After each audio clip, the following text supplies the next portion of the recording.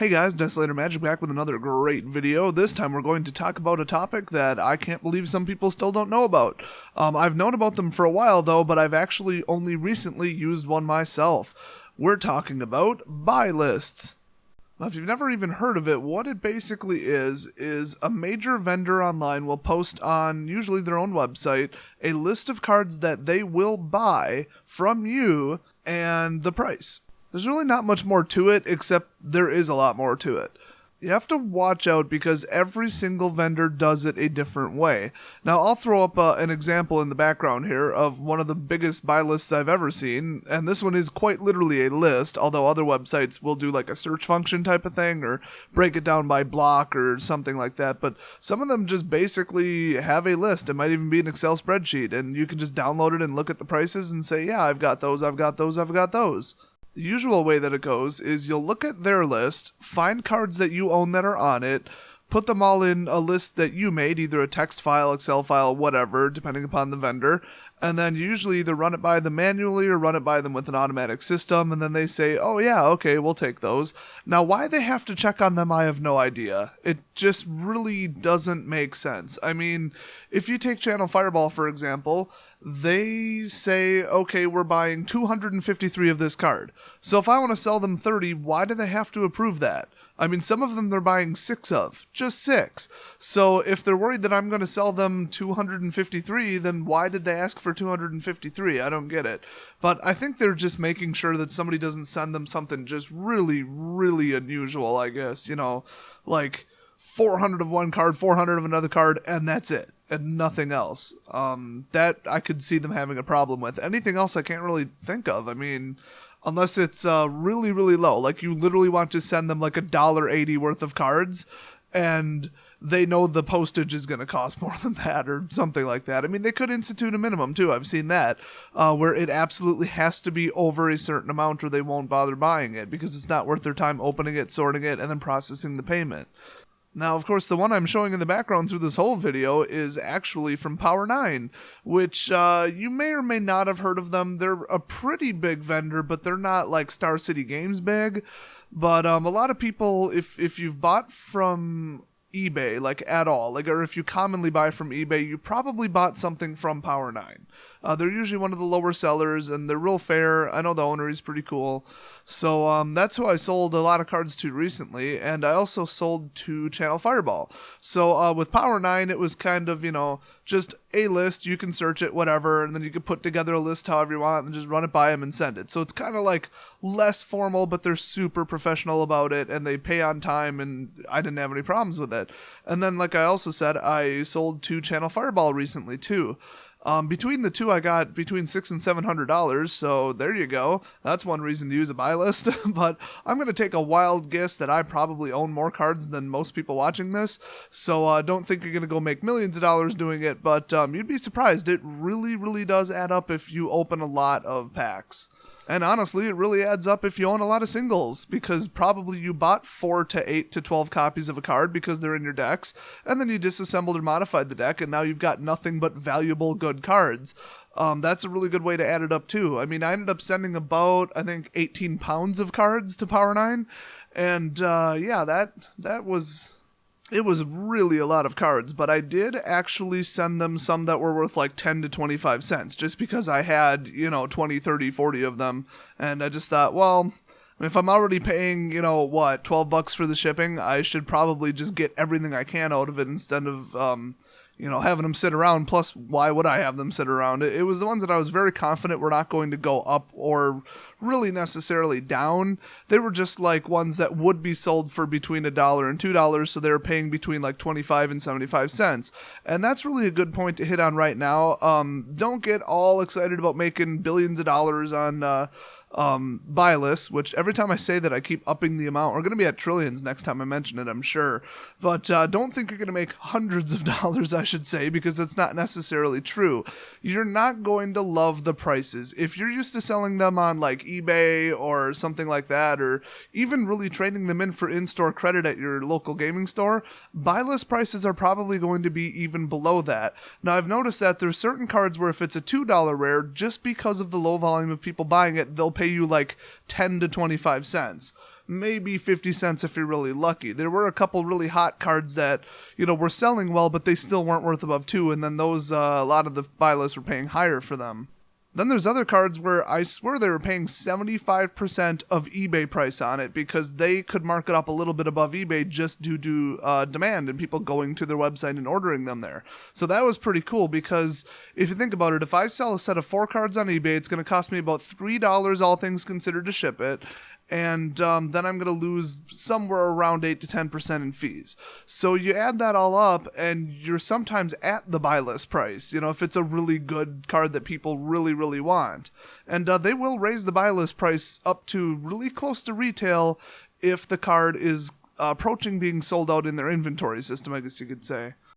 Actually ended up selling a very, very big pile of Eldrazi Mimics. I mean, big. Like, enough to sell to a lot of customers, to one of the 2 vendors. And then the other one, I sent them Oath of Gideon, which it looked like, somewhat short on from what I saw. So I guess people were just really liking it because it was a good card, but it's not like it's suddenly going to go to 4x price like Eldrazi did. I think it went from like 50 cents or $1 up to like 4 or 5 or 6 or something like that.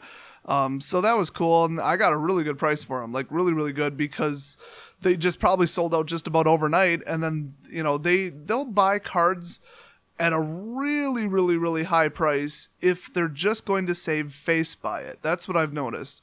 I've looked at, a card and said, oh, there's no way they're going to pay me $3 for this card. There's no way. And I look and they're selling it for like $4.50 or $5. And I'm thinking, well, that's odd. I mean, they're barely making a profit after they pay shipping and staff time and all that stuff, trips to the post office, whatever, all the expenses. And it just really makes sense, though, because if you run a store and you say, hey, we're going to always have what you need, come back to us and get your whole order there, and then all of a sudden you're out of like Eldrazi Mimics, well, people are not going to buy from you. So just being out is like a detriment. So if they have to basically sell the card at cost, they'll do it, because if they normally have 300 of a card in stock and they're down to like 8, they're going to be paying like 80% the value on the buy list. So if you know that a card really got popular, definitely sell it to a buy list if you don't have another way to sell it efficiently. Now, one topic that's brought up all the time when people are talking about this is, quote, ripping them off. Well, I don't think that that's such a thing. I mean, yes, I know Mimics are going to go down, so I ditch them as fast as humanly possible. Am I ripping off the buyer? No, because I watched over 4 days on every buy list I looked at, the price of Eldrazi Mimics changed. So they are constantly updating the buy list, and these people know what they're doing. I mean, they do millions of dollars in sales, so they know what they're doing. Some of them. Not all of them, actually.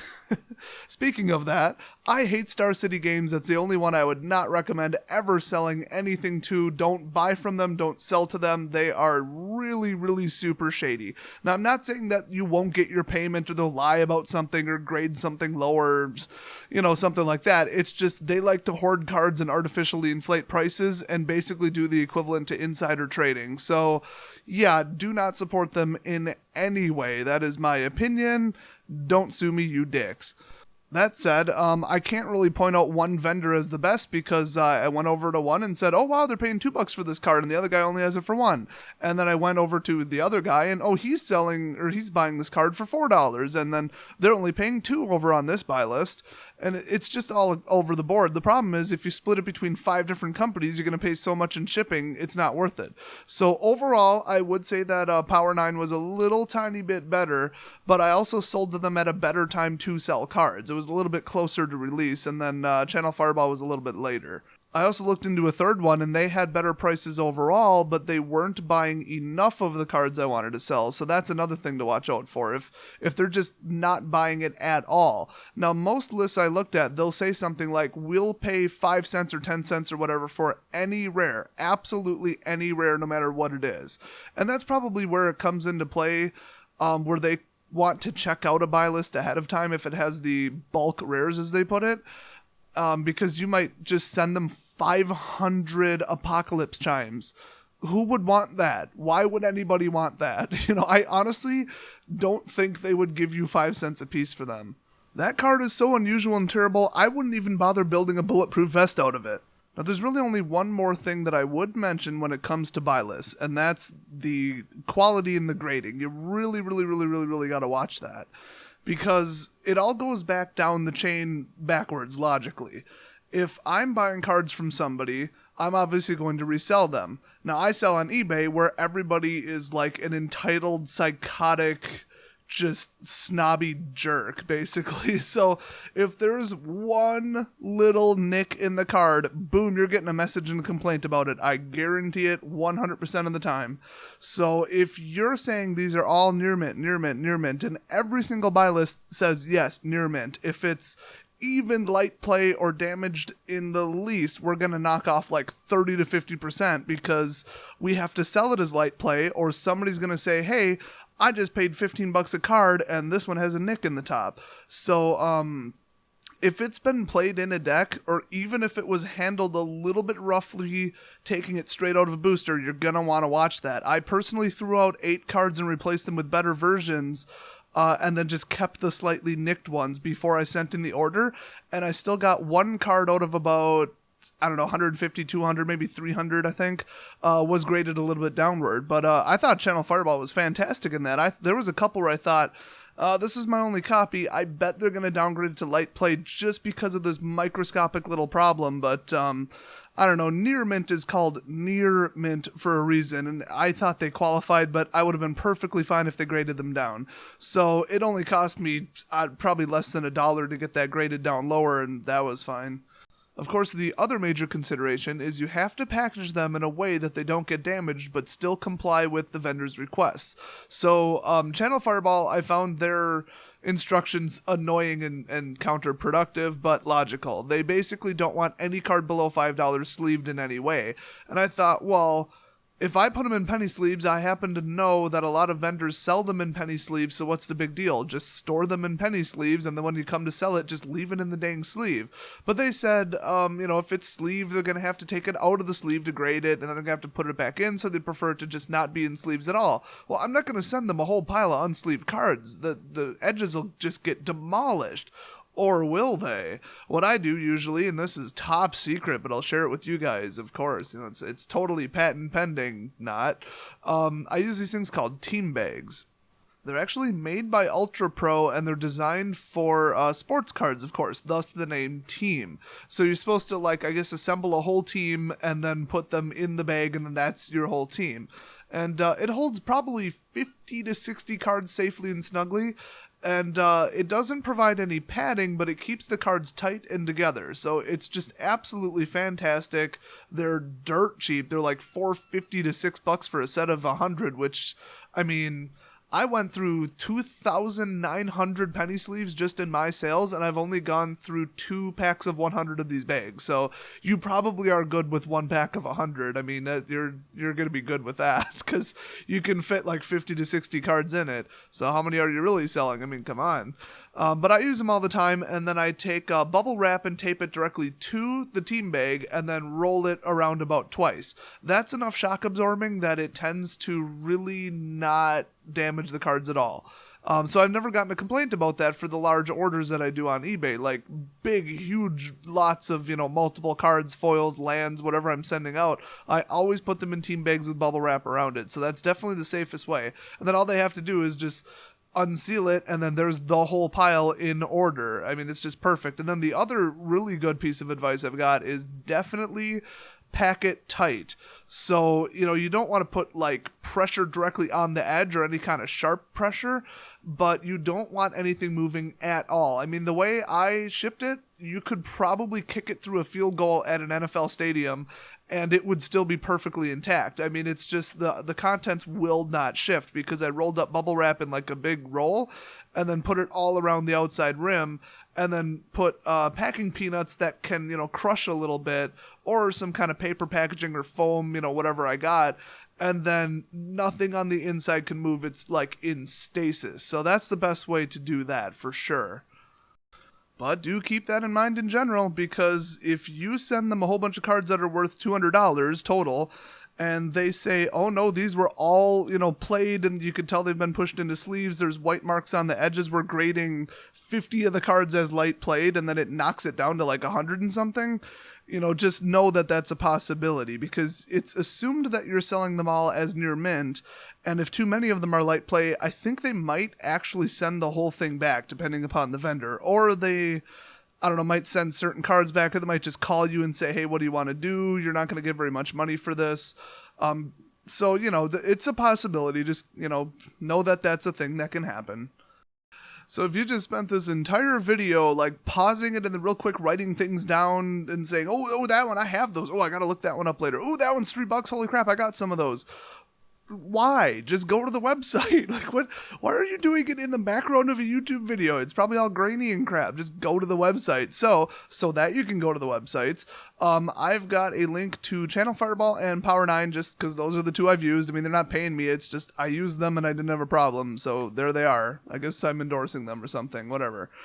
But yeah, those are down in the description, so hopefully you guys can have as good of an experience as I did and get some money for your cards. The real key to this, for me at least, is if I were to sell a set of 4 cards that are worth $8 total for the whole set, I would lose $3 on the shipping, so we're at $5, then I would lose about another 10%, so we're at $4.50 for $8 worth of cards. I mean, what's the point? It's just stupid. It's barely worth my time. That's like a 50% loss ratio. If that happened to every set of 4 I sold, I would lose thousands of dollars on an order. So to just take like 800 or 900 cards and send them to another vendor that has just basically larger orders, they have a larger audience, people will get their whole deck there. So we're talking commons and uncommons as well. Most people don't go to places like Channel Fireball and just order 50 cents worth of cards. And that's that. That's what they do on eBay where I sell. So it helps me out a ton. I fully intend to use it for Shadows over Innistrad for some of the Straggler cards that I can't sell but are still worthwhile. And hopefully it keeps helping my margins. I wish you all the best in your buy list ventures, and I'll see you guys next video.